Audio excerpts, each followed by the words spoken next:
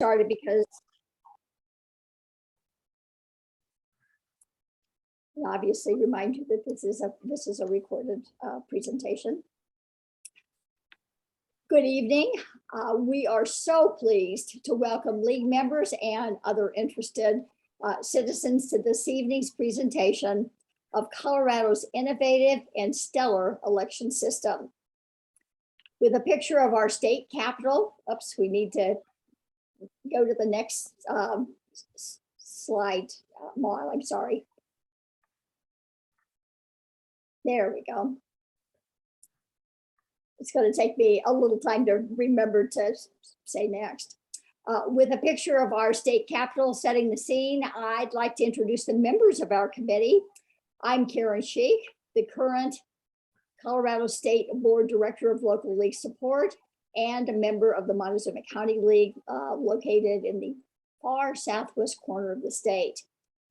Jerry Cummins from Arapahoe Douglas County. Jerry serves as Director of Voter Services on the state board for many, many years, and actually she's continuing to assist with voter services this year as well. Susan Stark is a member of the Denver League, and Stacy Johnson belongs to the Boulder County League. Fern Black, who is unable to be here this evening, is a member of the Arapahoe Douglas League.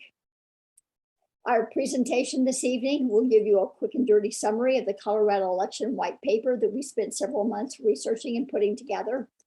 And while the paper provides additional in-depth reporting on all aspects of Colorado's election system, this evening we want to particularly emphasize how user-friendly, transparent, and secure the system is. For those attending this session virtually, please put your questions in the chat, and we promise to answer every one of them after the formal presentation. Next.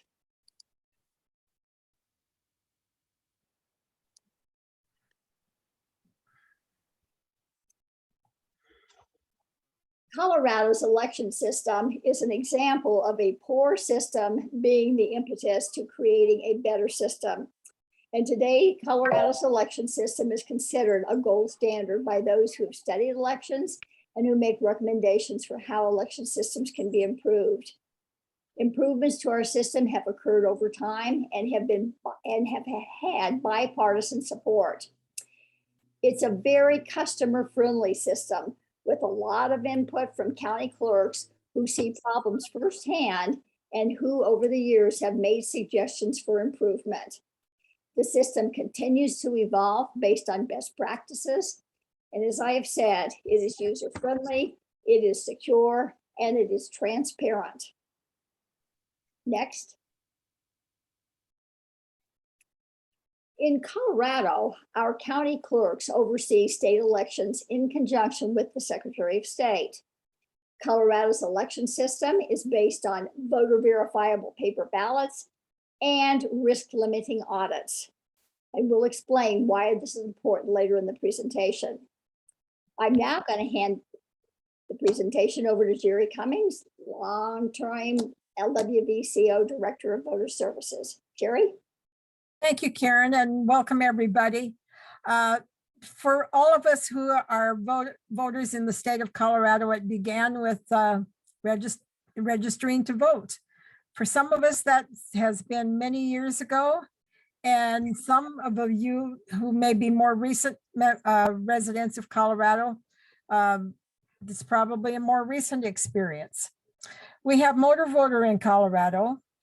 And to register to vote, you need one of the following: your Colorado driver's license, a Colorado state ID, or the last 4 digits of the social security number. We do have online voter registration in Colorado, and you need one of those 3 items that we just discussed to do it online here in Colorado. And next, please.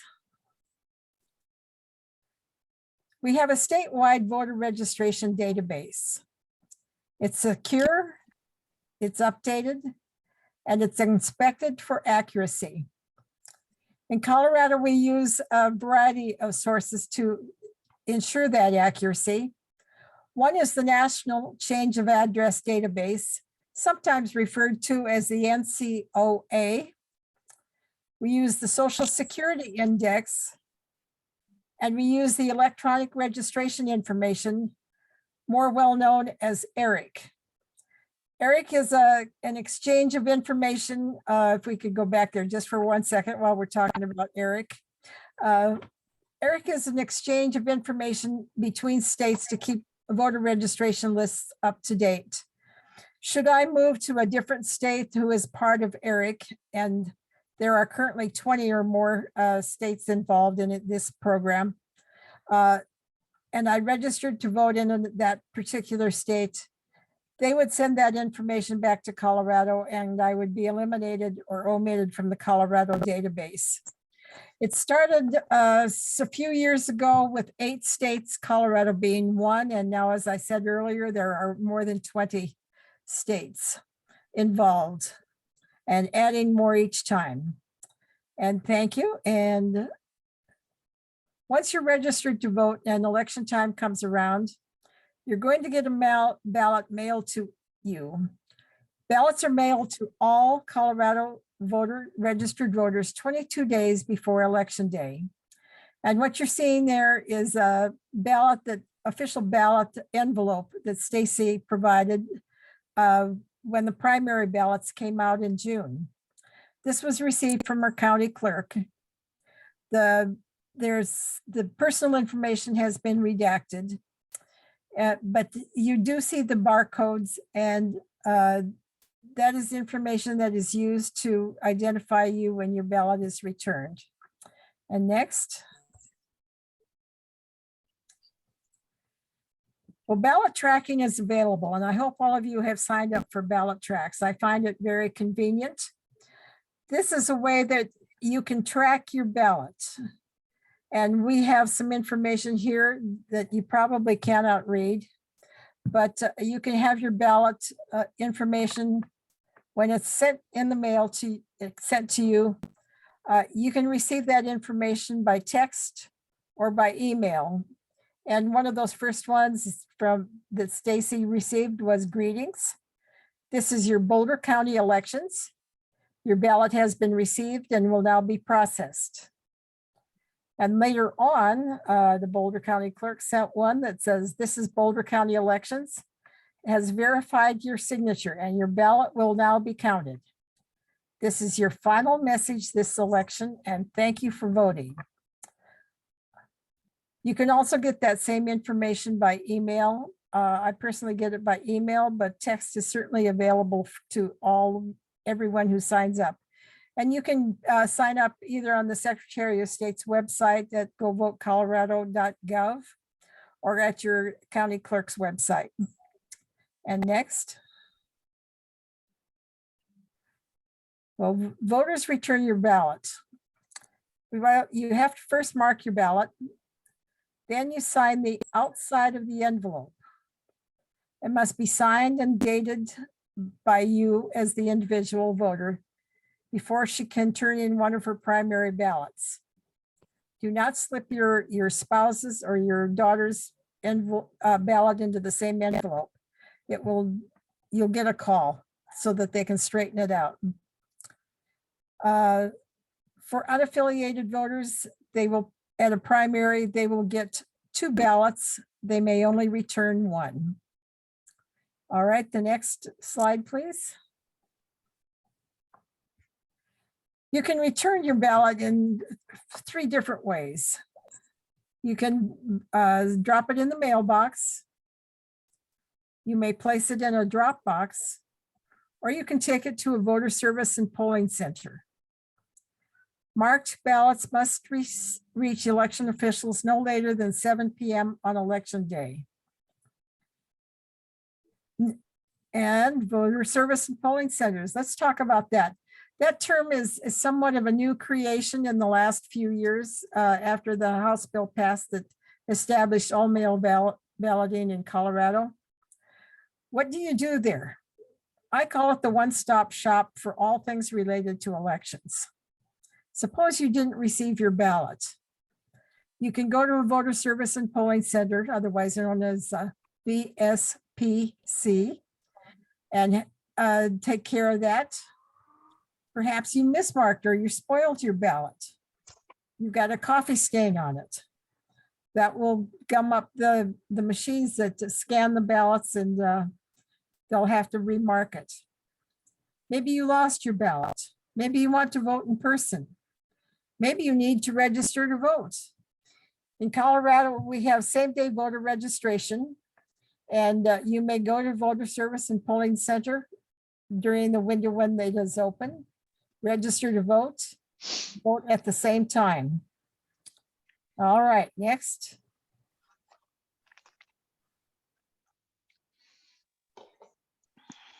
Well, where can you find these voter service and polling centers? They're conveniently located throughout your county, and the number of drop boxes in the county depends on the county population.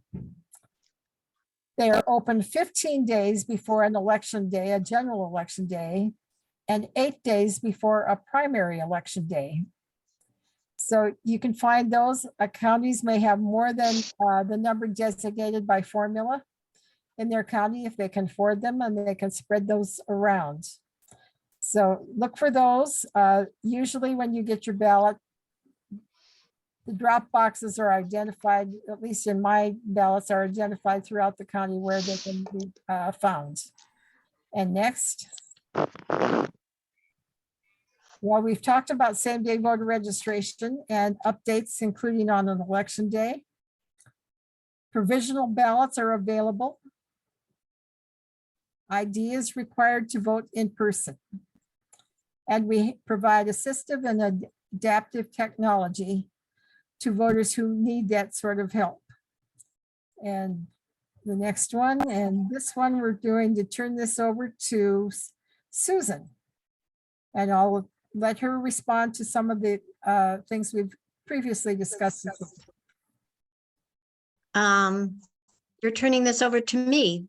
This is not one of my I'm sorry. slides. Don't mind.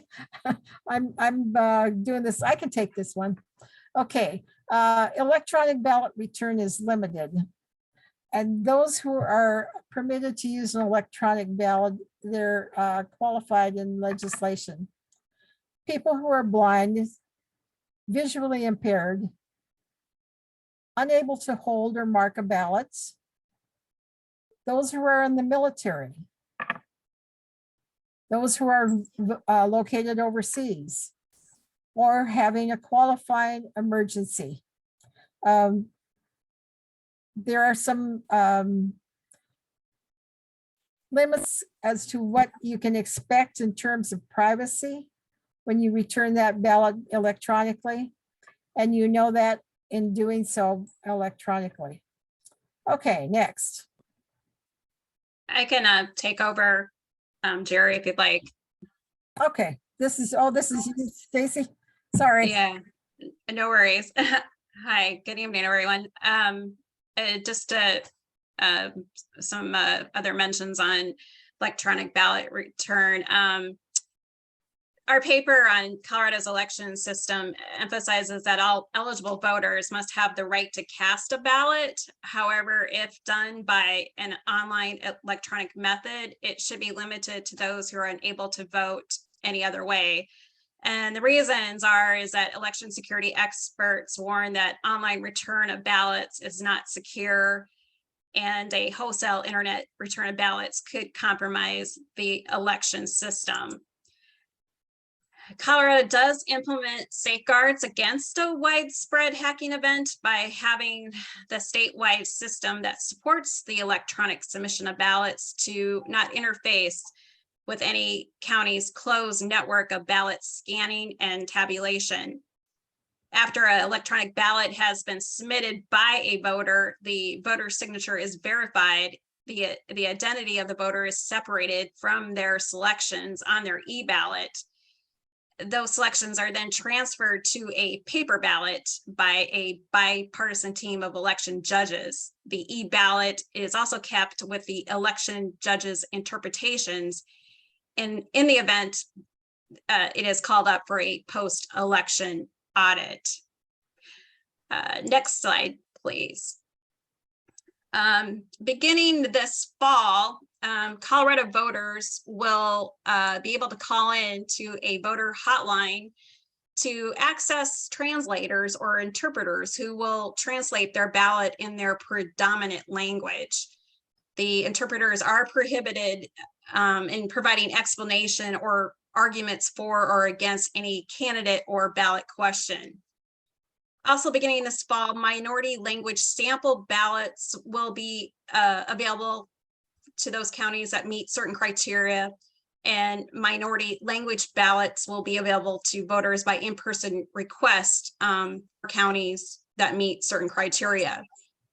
The hotline is applicable for languages predominantly spoken by at least 2,000 Colorado citizens age 18 or older who are not fluent in English. The sample ballots and minority language ballots available at the county level are applicable to those languages predominantly spoken by 2,000 county voting age residents, or 2.5% of a county's voting age population. Based on the most recent census data, the Colorado Secretary of State recently has designated several counties that should have Spanish ballots available. And those counties, I'll kind of name them real quickly here. It are Adams, Alamosa, Arapahoe, Bent, Boulder, Conejos, Castilla, Denver, Eagle, El Paso, Fremont, Garfield, Jefferson, Lincoln, Montrose, Morgan, Prowers, Rio Grande, Swatch, and Weld. Next slide, please. If after a voter submits their ballot and their signature is rejected or missing, the voter will be notified by their county clerk, and curing is the process for the voter to correct their rejected ballot. Next slide, please. Another Colorado safeguard for election security is when ballots are handled from Dropbox collection to signature verification to tabulations, a bipartisan team oversees each step of the process. Vote centers, or VSPCs, are also run by bipartisan election judges. There are also chain of custody protocols and custody logs as ballots are handled. Chain of custody is carefully documented and maintained for each vote center laptop. That's the device that is used to access the voter registration database, assign vote credit, and print ballots. Chain of custody is also applicable to ballot marking devices and printers and each ballot box, including all containers and bags used to collect ballots from collection or drop-off boxes. For those that are not familiar with the term of chain of custody, its meaning is, in the voting system context, it's the chronological documentation or paper trail that records the sequence of individual custody, control, transfer, analysis, and dispositions of materials. Next slide, please. Some counties have equipment to scan and verify signatures, similar to technology used by banks to verify signatures on checks.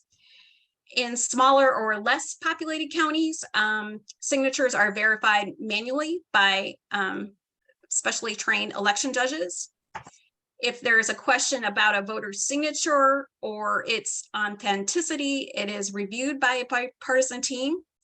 If the signature is rejected, the voter is notified and must cure their ballot envelope in order for that ballot to be further processed and counted.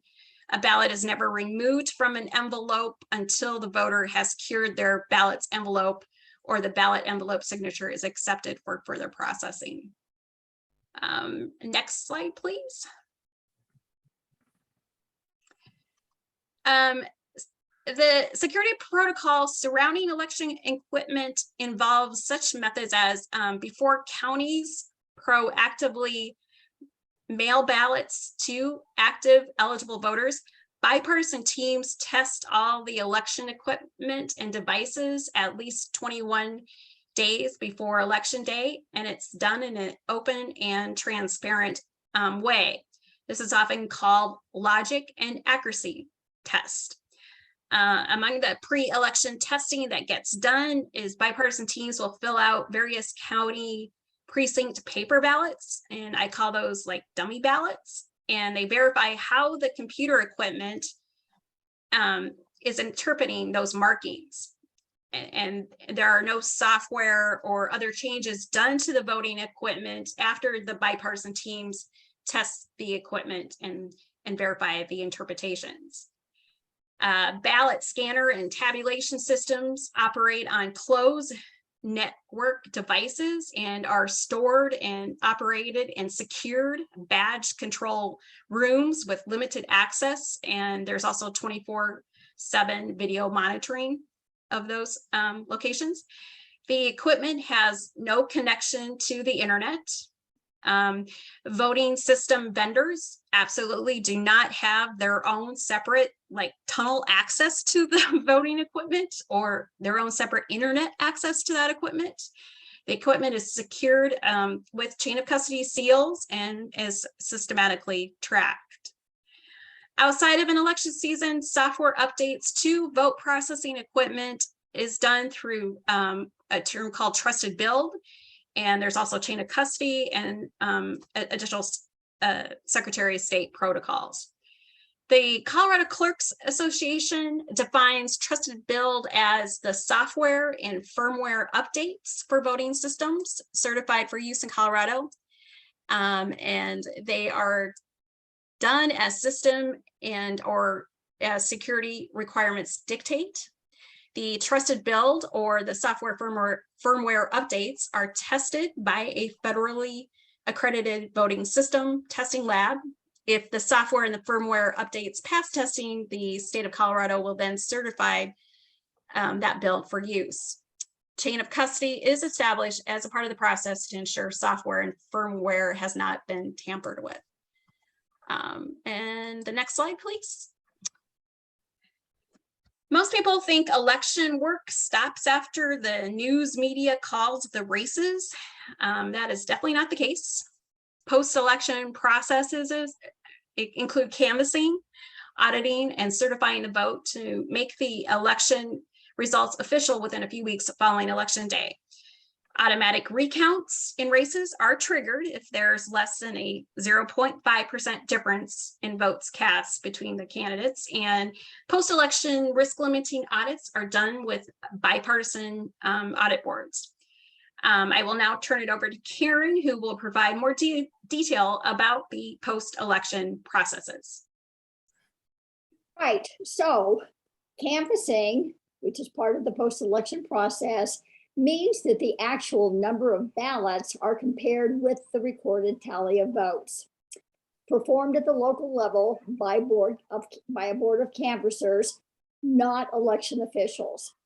Canvassing is an unhurried process, as canvassers actually have 22 days to complete their work. Canvassing is performed again by a bipartisan board, which, as we have shared, occurs throughout Colorado's election process. Next.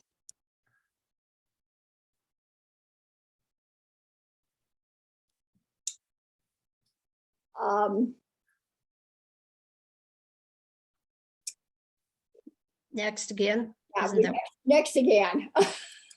Okay. Risk limiting audits. A risk limiting audit is a statistical method used to ensure that the outcome of the election is accurately reported. It's a process similar to tasting a pot of soup to check on the seasoning. You don't have to eat the entire pot. If you stir the soup, spoon out a sample to taste test. If it tastes good to you, then you serve the soup. If not, you can add seasonings you can correct the issues with the soup by adding seasoning, stirring and sampling again, and repeating as necessary until you have it just right. So likewise, during the risk limiting audit, a select number of ballots are pulled from the ballots cast, and which ballots are pulled are determined by actually a throw of dice at the Secretary of State's office. If they verify the election hardware report, then the results are accepted. If they do not, then additional ballots are pulled and a comparison is made again and again until election officials are assured that statistically the outcome is accurate. In other words, a risk limiting audit manually compares paper ballots with election results and verifies that a sufficient number of randomly chosen paper ballots match the electronic interpretation of the ballots. So, to review, risk limiting audits, or RLAs as they're sometimes referred to, are conducted following all state and federal elections, primaries, general, recall, and odd year coordinated elections. RLAs are performed if a county conducts a local election on behalf of a municipality or a special district, and those entities have requested that a risk limiting audit be conducted. RLAs are not done if municipalities conduct their own election as the state and format needed for a risk limiting audit is completed by software that resides with the counties. Again, this process is performed by a bipartisan audit board. Next, whoops. I'm having technical difficulties. Give me just a second here. Okay. Certification is the final step in the post-election process. After the canvass is complete, county clerks report their state and federal election results to the Secretary of State, who then tabulates these results from around the state and certifies the winners. Following a presidential election, the governor signs the certificate of election for presidential electors. And then this certificate lets the electors know that they will meet to cast their official presidential elector ballot. Next. Susan. Yes, and we have a question I noticed in the chat that we might want to open up for further discussion after the presentation. I'm not sure it can be answered with a response in chat. So I get to talk about the advantages of all mail-in voting system.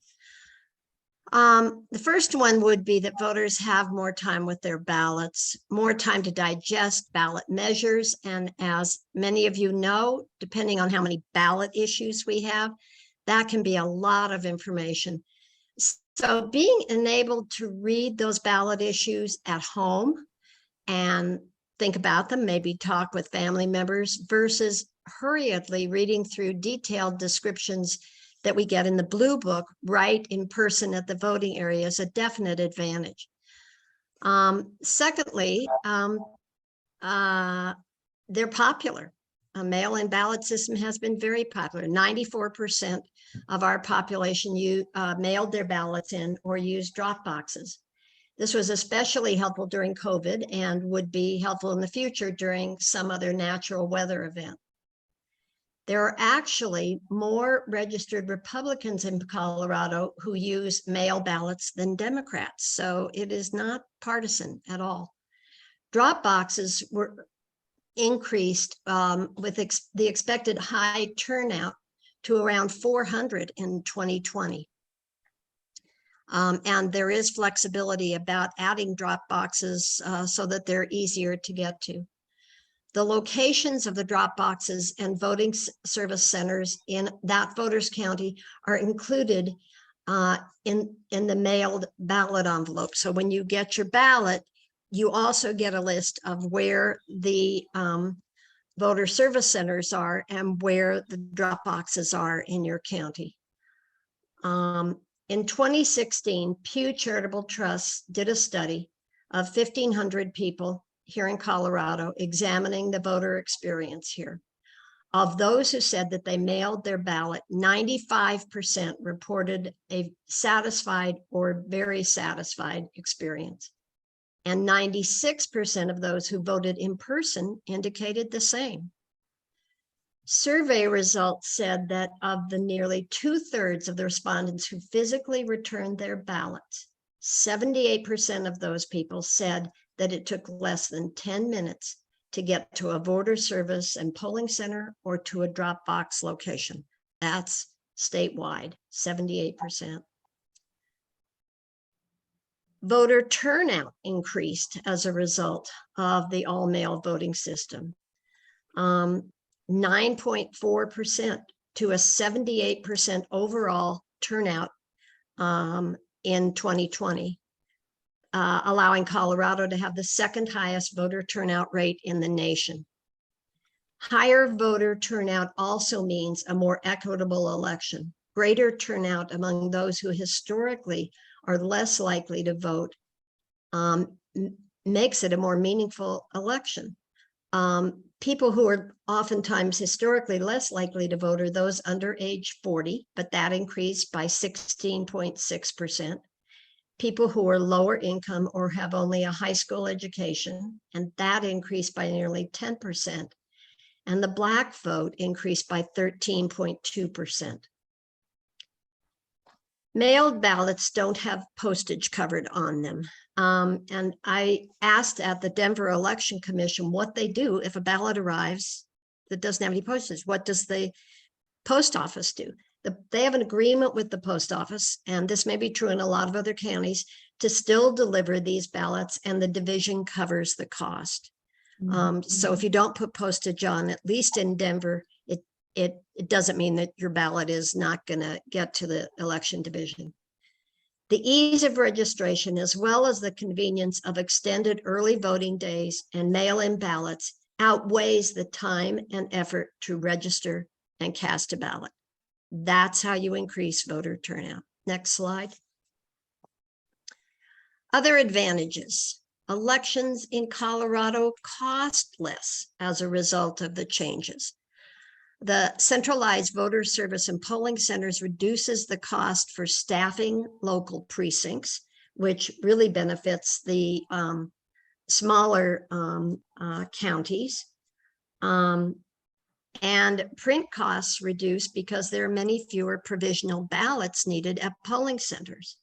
In addition, the Pew Charity study that was mentioned above showed that there was a 98% reduction in issuance of provisional ballots. 36 of our 64 counties issued no provisional ballots. This saved Denver Elections Commission alone $28,000. The savings from a combination of polling centers and mail-in ballots is particularly felt, as I mentioned, by smaller, more cash-strapped counties. By the way, it was Larimer County that was the first place to experiment with voter service centers in 2003 in an effort to hold down their costs and improve efficiency. From 2008 to 2013, when all paper ballots were introduced, the cost per voter decreased by 40%. Another big advantage is that we've found very little fraud here in Colorado. This is a quote from the Colorado Bipartisan County Clerks Association. Quote, "Colorado elections are secure and independently verifiable and are not dependent on the voting systems, but on paper ballots." There were only 12 cases of convicted voter fraud from 2011 to 2020. And the Department of Homeland Security reports that Colorado's voting system is the most secure in the country. We're now going to show you a video that was produced by the Douglas County Election Division to put visuals to all the things that we've been describing, and then I'll come on after the video.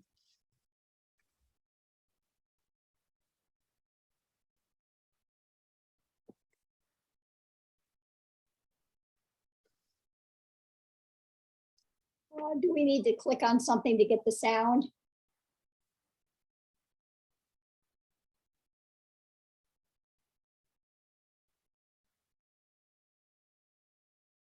Are you not getting sound? No, we're not getting sound. Oh, Sometimes you might have to sync it with that little microphone. There's a list of things down there, but I don't know which ones. Maud, I think it's part of share screen. New Okay. share, pause, share, animate, remote control. Apps. Oh, you know what? I was on mute. Let's see if this, let me try it again. Start it over, please. Can you hear? No, Mm-mm.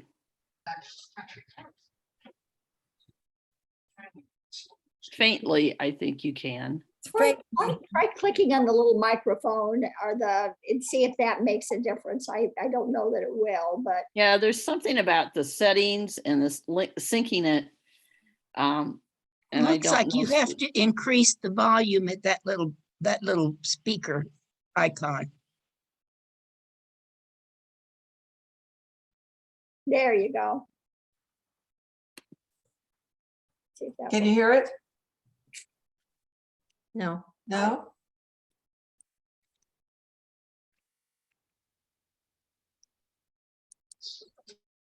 Oh, Beth, are you there? Do you want to try?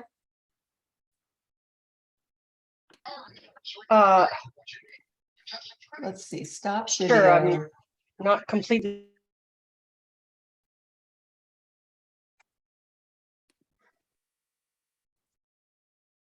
Do you want me to stop sharing?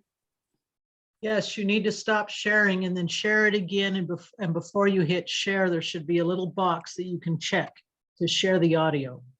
Ah, okay. Sorry, I thought I had, share sound. Right. Okay, Beautiful. Thank you for explaining that better than I could. yes. Let's see if, All registered Can you voters in hear? Colorado receive their Yes. ballots by mail and have since 2014. Each county office of clerk and recorder conducts elections following federal and state law and detailed rules from the Colorado Secretary of State. Ever wonder what happens to your ballot after you drop it off? Here's where it starts.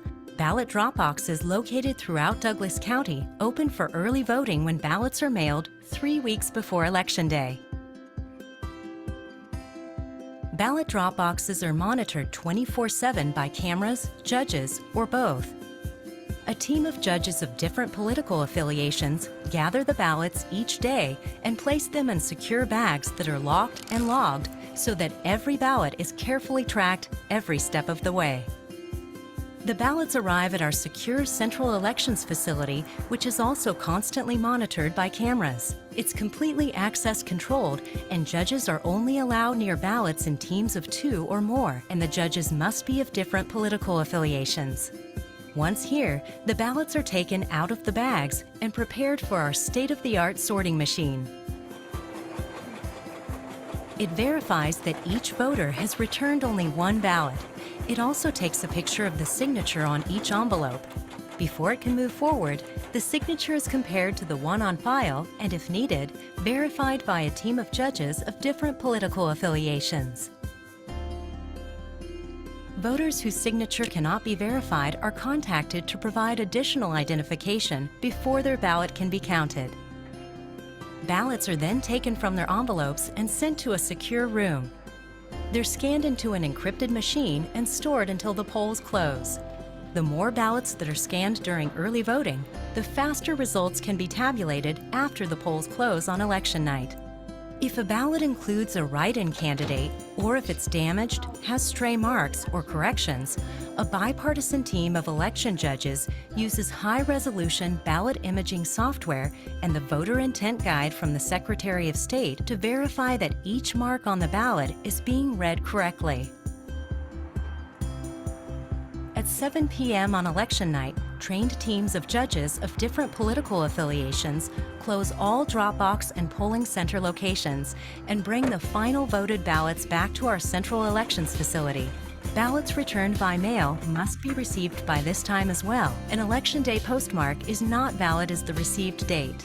The ballots are processed, and the images from all scanned ballots finally make their way to the tally machine, where they're counted under the watchful eye of even more judges.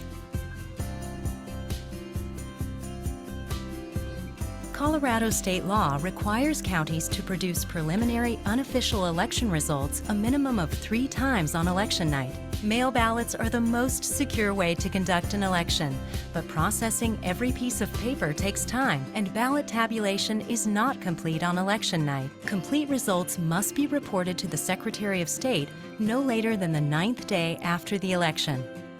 And that's how we help make sure that your vote counts.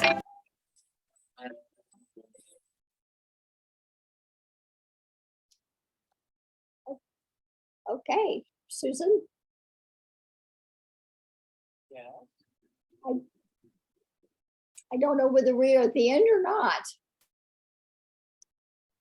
I'll point out a few things from that very nice video that was done by Douglas County.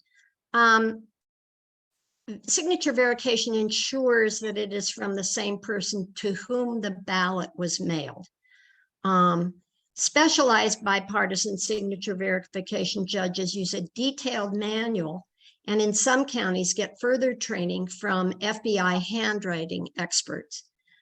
Challenge signatures or unsigned envelopes remain unopened and in secure storage until the voter has cured the challenge, and then the envelope with its ballot is processed along with the others. In 2020, over 3.2 million people voted in Colorado, and the statewide rate of rejection of ballots was only 0.9%, or about 29,000 ballots. And that number has stayed stable over several elections. Of those, the 29,000 ballots, 2,000 were due to arriving later than 7 p.m. on election night. 75% of rejected ballots were due to signature discrepancies. 65% were of voters who are under 34 years old. And our county clerks are looking at some of these kinds of findings to see what we can do to tweak the system to make it even better so that we have fewer ballots rejected. And so one of the things they're doing is asking for further training in signature verification. Voters with challenge signatures are notified by mail or email within 3 days of the deficiency being confirmed. They have until the 8th day after election day to cure with a signed affidavit and an acceptable form of ID. This can be done by the text to cure system. And in 2020, 11,085 people used this text method.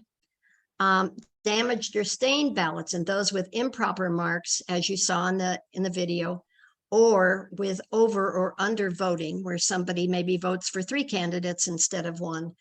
They go to a bipartisan adjudication team to review it and determine whether the voter's intent was based on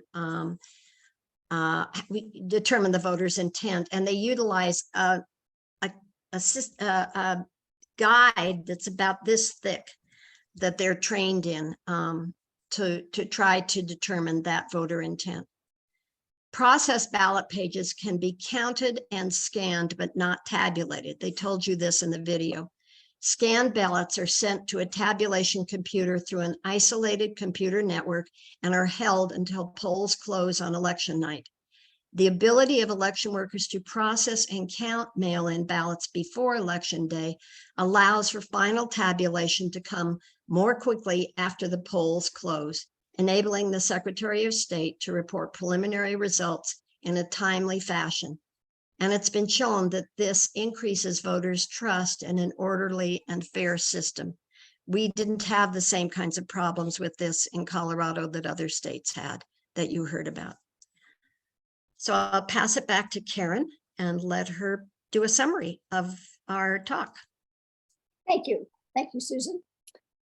So in summary, Colorado's election system is user-friendly. Voters have easy access from registration to ballot return. The system is secure through our voter verifiable paper ballots and our risk limiting audits. And the system is continually evolving through input from county clerks, the Secretary of State, the legislature through new legislation, and through organizations such as the League of Women Voters, who offer updated best practices and very often work with the legislature to tweak and get voter election legislation passed. Several bills, in fact, were introduced in this past legislative session to address election system issues, making the system safer and more secure.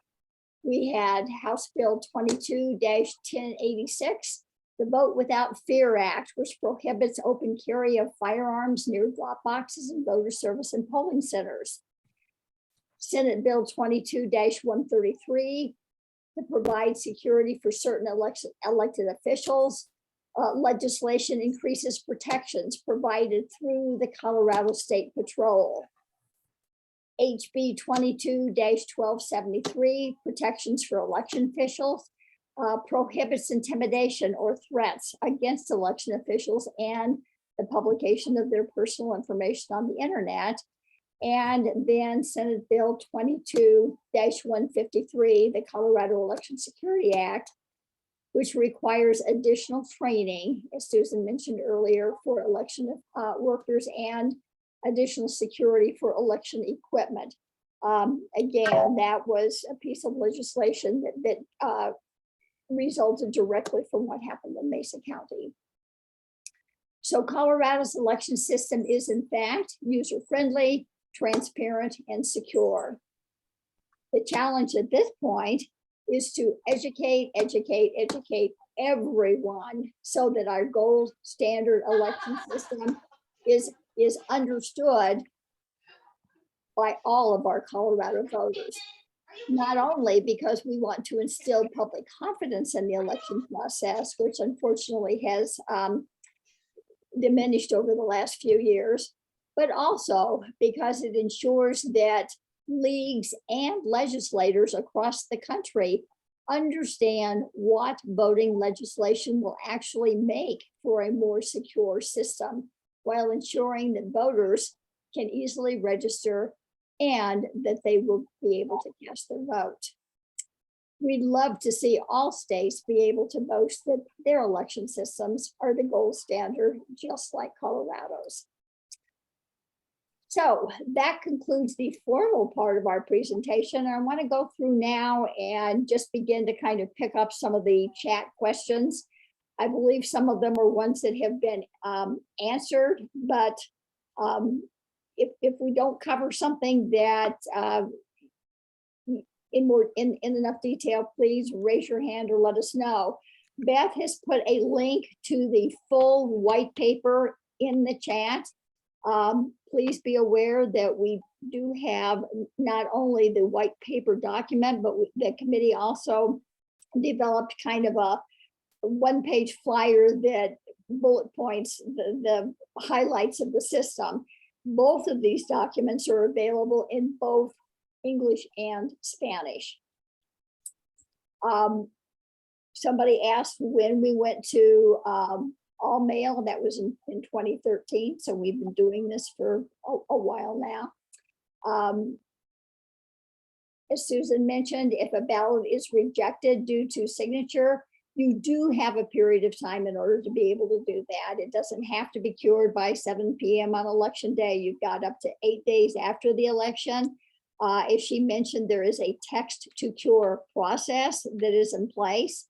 And when I was speaking with the Deputy Secretary of State yesterday, she said that it's surprising that not more young people are using that text to cure, because they actually are a fairly large percentage of those voters whose ballots are pulled aside. So one of the things that the Secretary of State's office and county clerks are hoping to do is to advertise the text to cure, promote it a little bit more heavily. It's only been in use for a single election at this point. So hopefully moving forward, we'll see more people cure their ballots that way. Stacy, would you address, there was a question regarding additional information about the trusted bill process.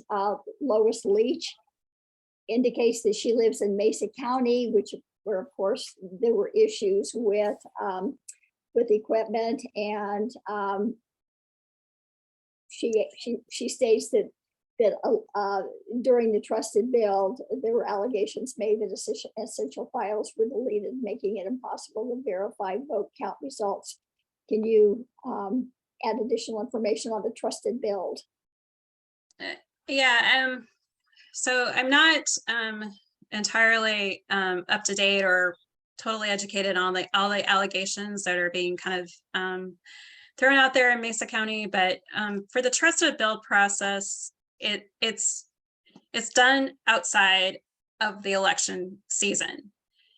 And so like prior to the ramping up of an election season, and that most likely starts, let's say this fall in the September timeframe, you know, earlier in the summer, or even earlier prior to the primary season, county clerks made sure that their software systems, any device, all that software was updated if those systems required that.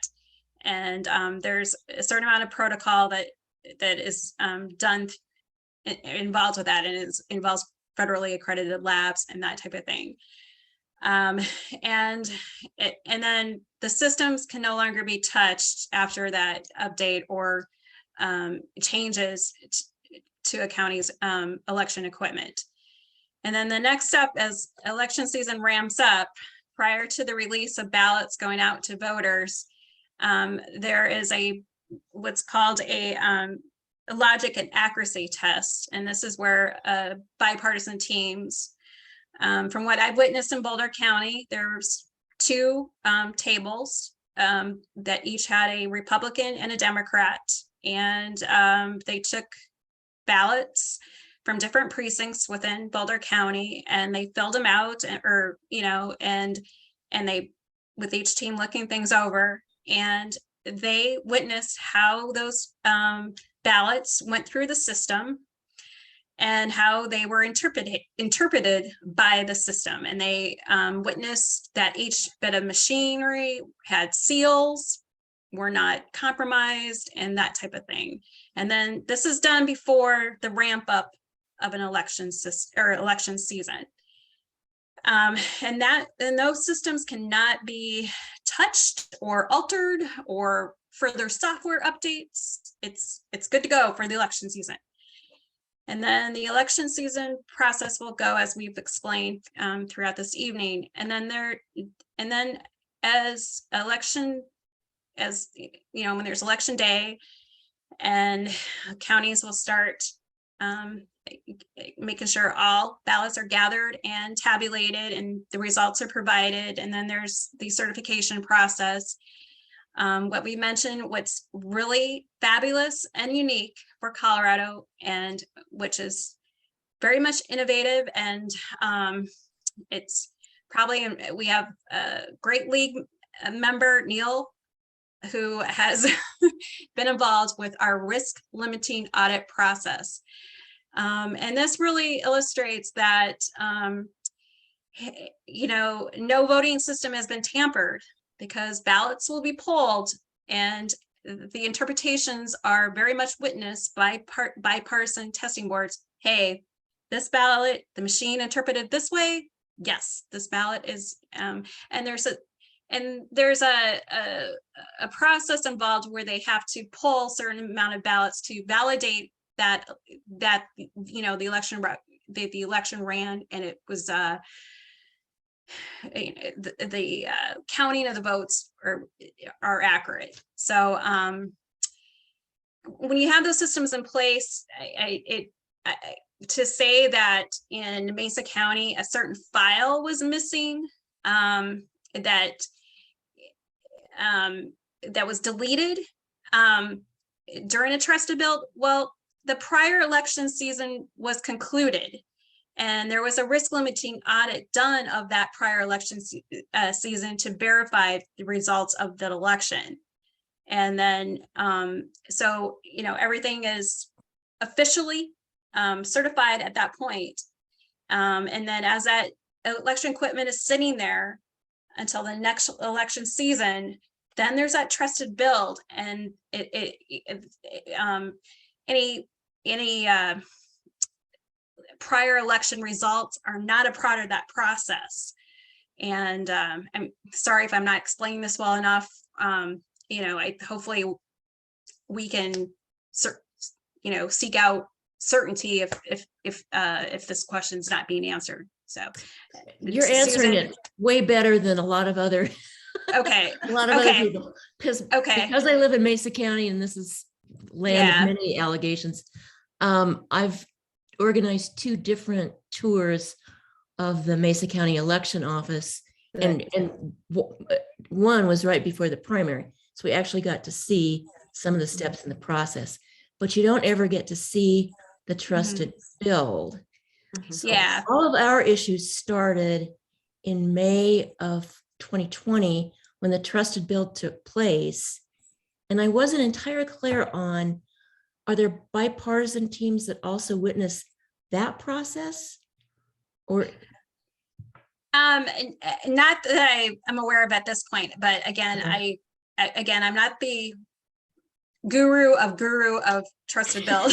I don't think anybody is. But it a lot of times there's, I think, a Clear Ballot and Dominion voting systems are the 2 main vendors for Colorado at this point.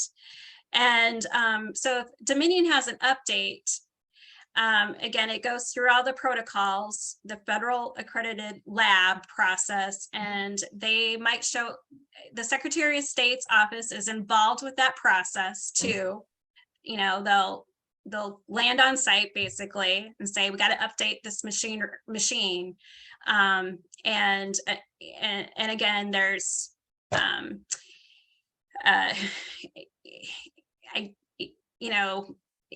lot of things prior to maybe what's been passed this last legislative season is, it's on the honors of the election officials, the staff, the Secretary of State's office. Hey, we're implementing this. But even after that implementation takes place, as the ramp up of election season starts, there is that bipartisan team under the logic and accuracy test saying, hey, the equipment is doing what it's meant to do. It's interpreting these dummy ballots before the election season ramps up very correctly. It knows, hey, everything's working good. And those bipartisan teams say, yep, it's working. Check. And there's open and transparency process, at least involved with that, quality control apparatus before the election season ramps up. So, according to Karen, who's running for, who's a county, who's a clerk and recorder candidate, in the chat, she has indicated that she believes that only the vendor, not even the election staff, are part of the trusted build. Karen, is that an accurate interpretation of what you put in chat? Yes, I took a tour with Jack Twite, the deputy manager of elections, just a couple of weeks ago. And I believe that's what he said, is that when that trusted build happens, it's just the vendor. Like when Motorola works on radios at a 911 center, it's only Motorola that's in that room because their stuff is proprietary. And again, keep in mind that there was a piece of legislation that was passed this year that helps to ensure that that chain of custody isn't violated, and that the only people that are present when certain activities occur are the ones that are supposed to be there. And if it's discovered that that has not occurred, then there are severe penalties. So an effort based on what did happen in Mesa County was made at the legislature in order to hopefully make sure that that doesn't happen in the future. So Andrea, you asked a question and I'm not sure what it is that you're asking. And you're on mute. Andrea Mitchell.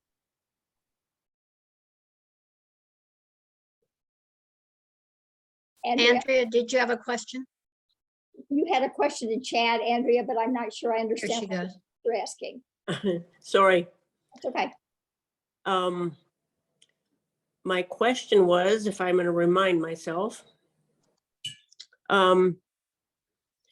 when you were doing your research on election systems in Colorado, did you happen to make a list of all the legislation that was required to produce the system that we have today? Stacy, why don't you and Susan answer that? Because actually, I have to tell you, Stacy has done an exceptional amount of research on Colorado's election system, and both she and Susan, many of the footnotes that are included in that extensively footnoted document were ones that that they provided. So can you answer that, or am I putting you on the spot? Well, I think it's important. I would just say this has happened over time and been tested, this system, and changes were incremental in response to what the county clerks were hearing from voters.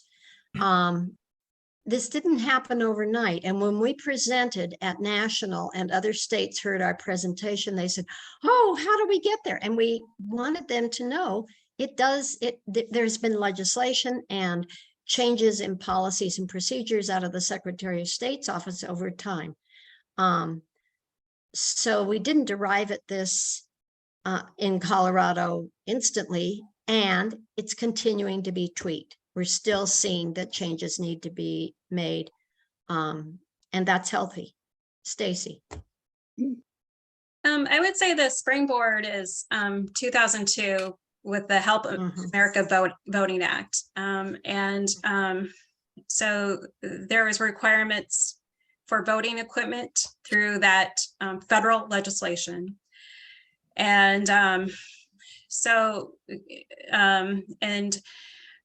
was a Denver County resident at the time in the 2006 election cycle. And that's where you went into your voting to like, I remember going to Washington Park Rec Center, and that in the United election, there was a big line past 7 p.m.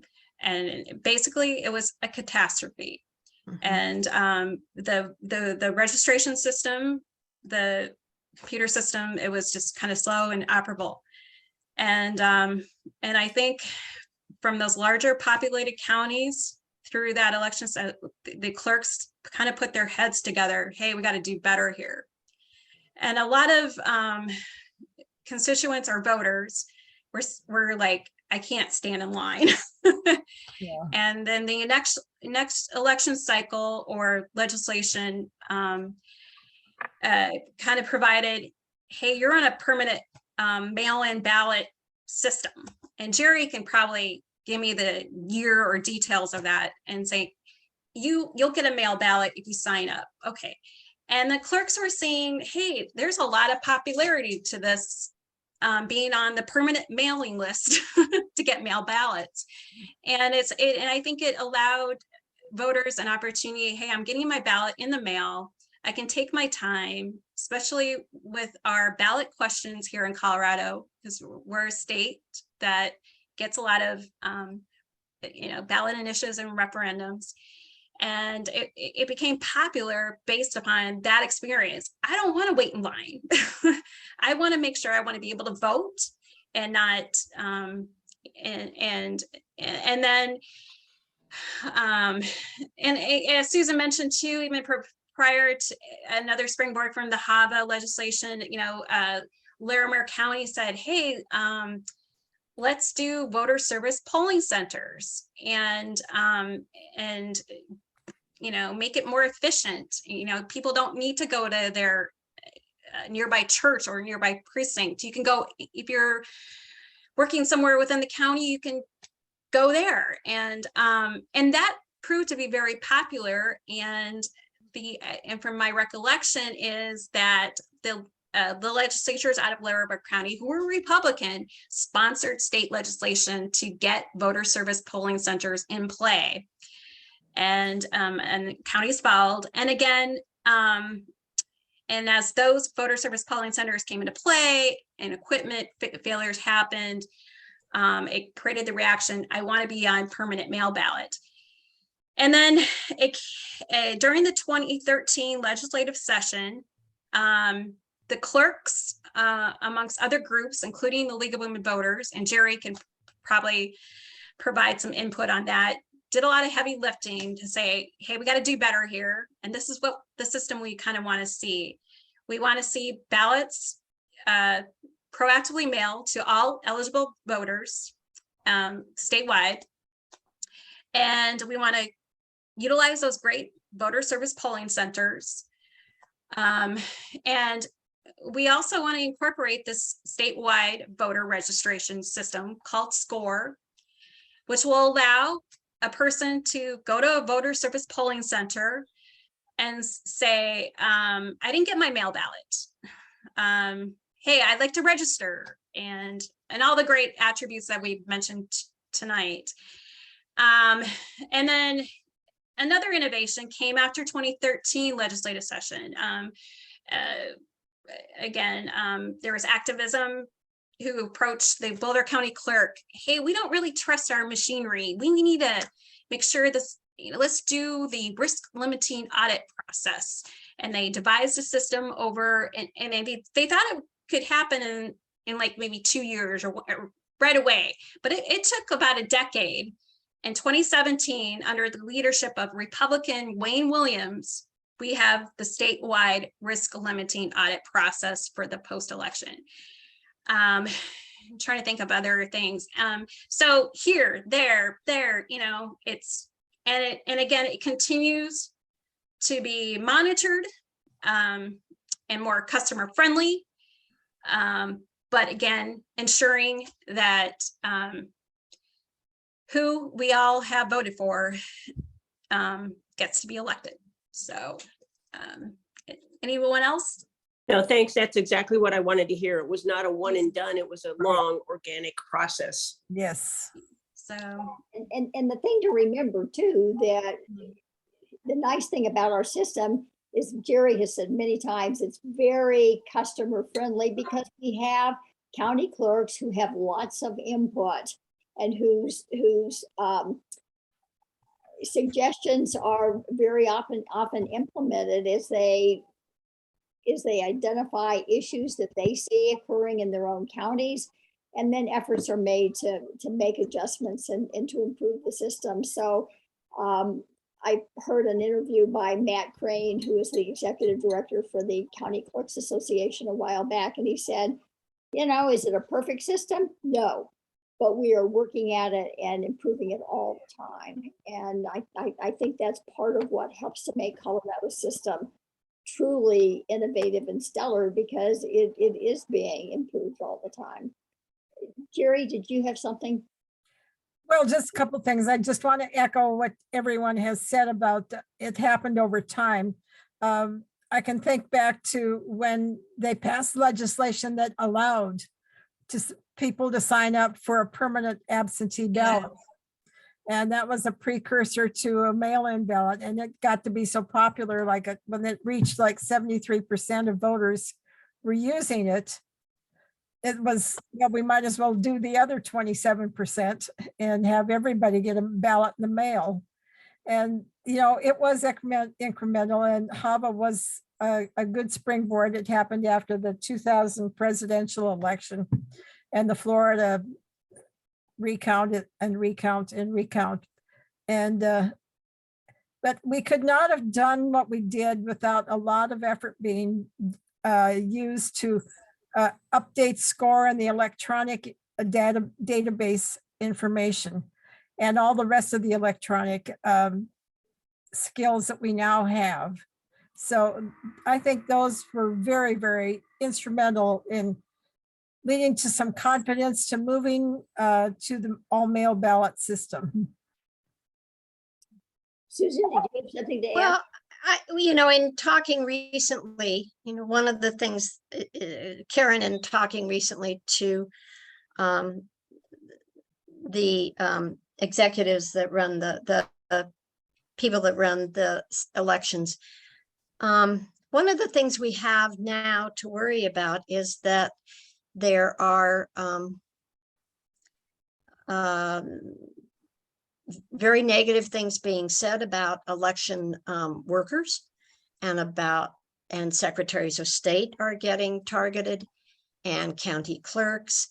And I think here in Colorado, we need to really support these people and be thankful that they are doing their jobs. One of the things that I did that made me passionate about this and that got me involved in the white paper is that I volunteered to be a poll watcher in 2020. And I was so impressed with the systems that are in place and the chain of custody and the security and the transparency of our system. You can watch the whole process through Windows. And I think, Lois, you mentioned that you took some people to visit yours in your county, and Karen commented that Douglas County will allow visitors. Go see the process. And in so doing, or volunteer to be a poll watcher, where you can really say to people, thank you for doing this job. Thank you for upholding our democracy, essentially. So, and Karen's just put a note in that says, and we need more election judges. So if you would like to do that, that's part of what League is about in terms of maintaining democracy, keeping democracy alive. And our voting system and the people who run our voting system so well need to hear from us and hear that we appreciate them. That's my soapbox. Absolutely. And I was quite interested when I spoke with Hillary yesterday. One of the things that I'd like to reinforce that Susan just said and Karen has put in the chat is that they need election judges. I had asked her what if she had any idea of how many county clerks were choosing not to run when their terms are up, or how many election officials have decided to leave those jobs. And she said the stress level is extremely high. Many of them are now worried about their own safety. And an additional drawback is that, you know, not only are we having people leave these jobs, but now they can't get election judges. And how do you have transparent elections and actually even have an election that can take place if you don't have citizens that are willing to participate to do the work? Because this isn't something that just the election staff does. It requires volunteers as well. So keep that in mind. That might be something that you choose to do as your citizen engagement come this election cycle.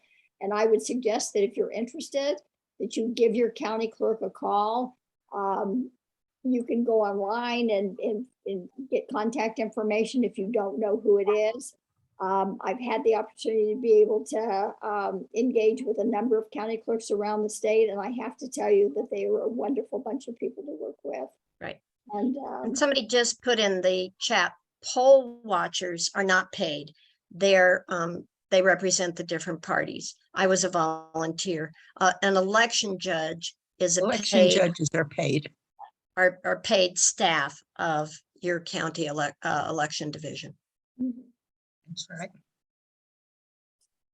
well, are there any other questions that anybody has tonight? I think that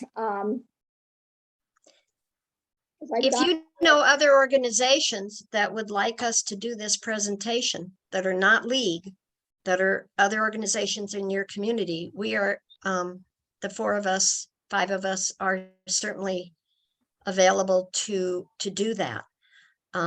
We have several other organizations that have requested us to come give this talk. And if you know somebody, we're about education. League is about educating voters.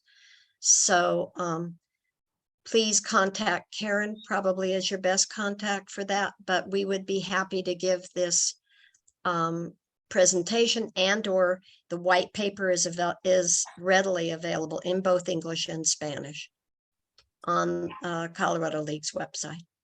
I am putting my email address as well as my phone number in the chat.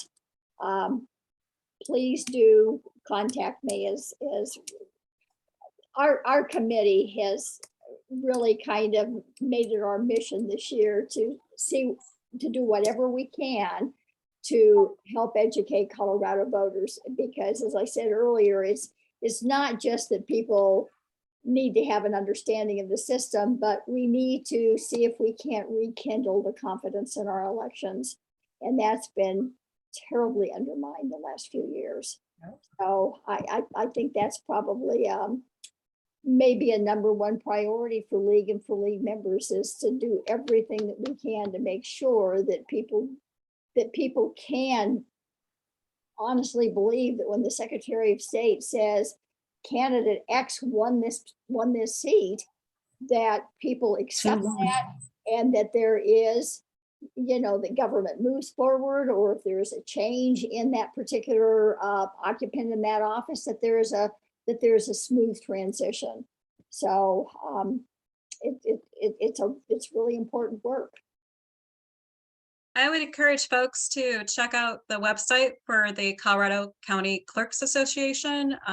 They have kind of a number of news articles, videos from all the different counties within the state, such as the Douglas County video, other videos. And then also please reach out to your county clerk and recorder and try to attend a logic and accuracy test. Try to witness the risk limiting audit. See how you can be a witness if you can't be a part of election day. And there's other roles. 3-4 years ago, I was a greeter for when our nearby voter service polling center was open. And I think it was humbling for me to witness an individual who was homeless come up and he goes, "I'm homeless, I want to vote." And how many states can offer that opportunity on election day? And it was like right on Colorado. Woohoo.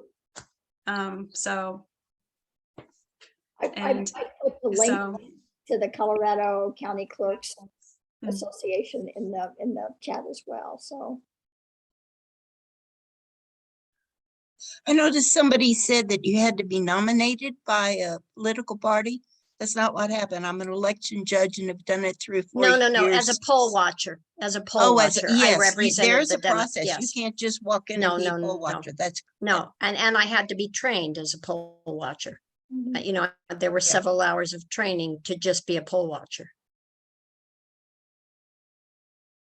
And a background check. I think there were several steps to be the volunteer poll watcher from the party. Maud, because we have just a little bit more time, not to draw this out unnecessarily, but Maud really, she basically serves as the chair of the LWVCO Election Security Position Committee. And while we were able to get that passed here in Colorado, that position adopted here in Colorado, sadly, we apparently couldn't talk fast enough or strongly enough to get it accepted at national. But so many of the things that are part of that election security position really are based on what happens in Colorado. And the fact that they've been in place, they've been tweaked, they work, they help to ensure that we have a safe and secure elections system. And if there was some way that we can get it out to every state, it would certainly provide, along with our white paper, some really good guidance for other states who are trying to make changes in their system. Maud? I think you said it, Karen, that we've got someone, I think Stacy mentioned Neil McBurnett, who's a election security consultant and a longtime Boulder League member, and he was part of our team and certainly educated me, and Karen, I think, learned a bunch. Oh, absolutely. thank you, Karen, for sitting in on a lot of it. Which But helped we the have, other committee. what? I said, which helped me as I was sitting on the white paper. Committee, yeah, right. But we looked at Colorado's system and actually called for a number of things to be better than Colorado's system, a number of which were then in SB 22-153 this last session, which we supported. So the system is better now than it was even a year ago. Karen, the clerk and recorder candidate, said she'd like to tour Arapahoe's facility. Karen, if you send something to the info@Colorado,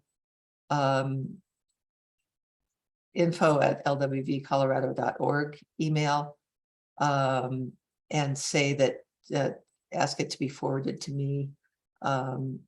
It'll get to me. I'll connect you with our voter service chair in Arapahoe Douglas, and you can chat about whether there's going to be another tour. Otherwise, I would say contact the Arapahoe clerk's office and see if there's a tour scheduled soon. If it's through the league, it must be outside of your campaign, Karen. Sorry. Thank you. Thank you, Beth. Well, there was one addition in the chat that states that, yes, you can mail your ballot and UPS will deliver it even if there is no postage, but they will charge the county clerk's office. And I think that county clerk's offices will pay for that. So Yeah, that's true in Denver. When I did the tour, and I think it costs like I don't know, $2,000 a year or something, and they're glad to receive those ballots even if there isn't postage on them. The other thing that the clerks do is share ballots back and forth when they're misdirected in the wrong county. So if I drop it off up in Boulder and I live in Arapahoe, eventually my ballot will get to Arapahoe. Right. And within the required time period. Right.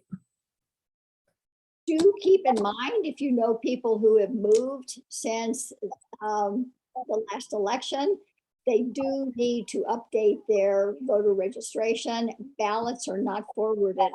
So if the county clerk sends it to the old address, the post office sends it back and you won't get your ballot.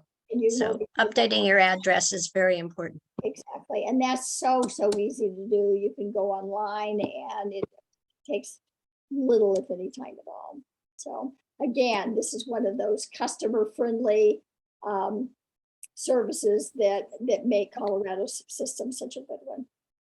And vote411.org allows anyone throughout the nation to update their voter registration wherever you are. Stacy's promoting that.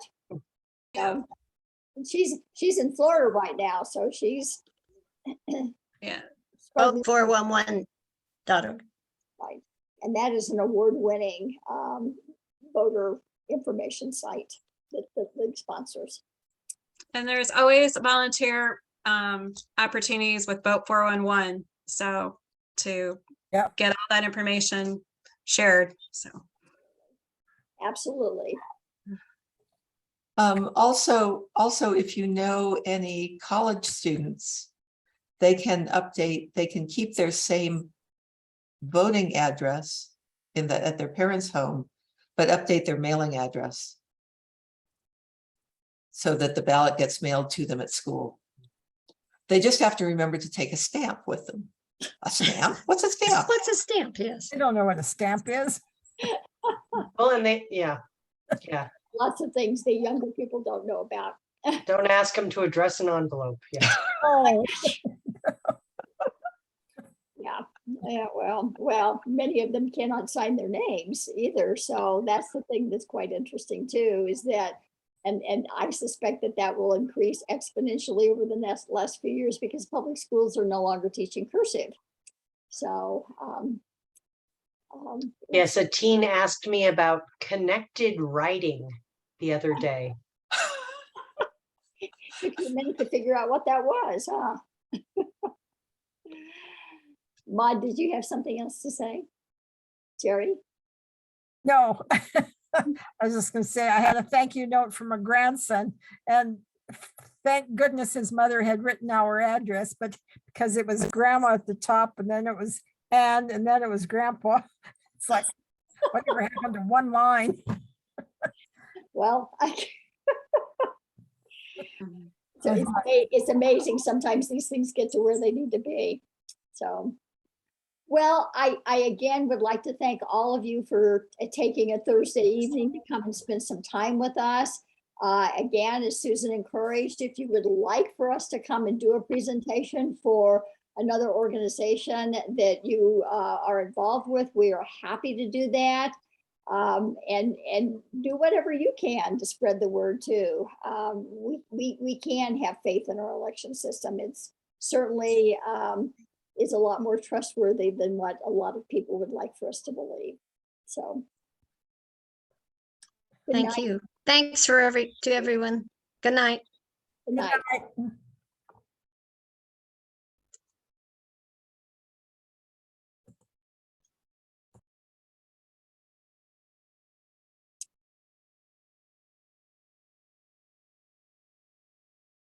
Thanks much, Maud. I appreciate your help with this tonight. Yeah. Thanks, Maud. Is there anything that we need to do to tweak this?